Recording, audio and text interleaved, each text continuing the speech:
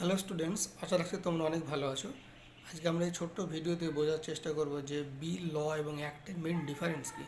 এই টপিকটা এই কারণে ইম্পর্টেন্ট কারণ এখান থেকে বিভিন্ন কম্পিটিটিভ এক্সামে এমসিকিউ কোশ্চেন হয়েছে যে বিল কী, অ্যাক্ট কী।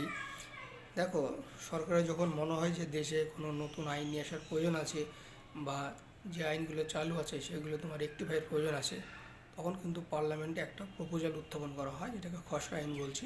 সেটা হচ্ছে তোমার বিল, এবং এই বিলটা পার্লামেন্টে এক একটা নিয়ম অনুসারে পাস হয়।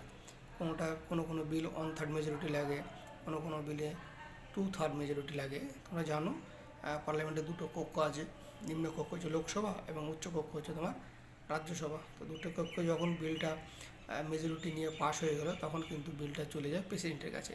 প্রেসিডেন্ট তখন সর্বসম্মতিক্রমে তোমার বিলে সাইন করে। তো বিলটা যখন সাইন হয়ে গেল, মেজরিটি পার্লামেন্টে যখন পাস হওয়ার পরে বিলটা যখন প্রেসিডেন্ট সাইন করলো, তখন কিন্তু বিলটা হয়ে যায় অ্যাক্ট, এবং অ্যাক্ট হওয়ার পরে কিন্তু সেটা লতে পরিণত হয়, যে লটা আমরা ইন্ডিয়ান সিটিজেনশিপ সবাই, ভারতের সবাই নাগরিক কিন্তু ফলো করি। তো এই হচ্ছে মেন ডিফারেন্স বিল, অ্যাক্ট এবং লয়ের। আশা রাখছি তোমরা বুঝতে পেরেছ। তো প্রথমে বিল পার্লামেন্টে উত্থাপন করা হচ্ছে, তারপরে সেটা সাইন করলে হচ্ছে তোমার অ্যাক্ট, এবং অ্যাক্ট হওয়ার পরে কিন্তু সেটা লতে মানে আইনে পরিণত হচ্ছে। যতক্ষণ না পর্যন্ত প্রেসিডেন্ট সাইন করবে বিলে, ততক্ষণ পর্যন্ত কিন্তু অ্যাক্টে পরিণত হবে না। বিলে সাইন করার পরে সেটা অ্যাক্ট হয়, এবং অ্যাক্ট হওয়ার পরে সেটা লতে পরিণত হয় মানে আইনে পরিণত হয়।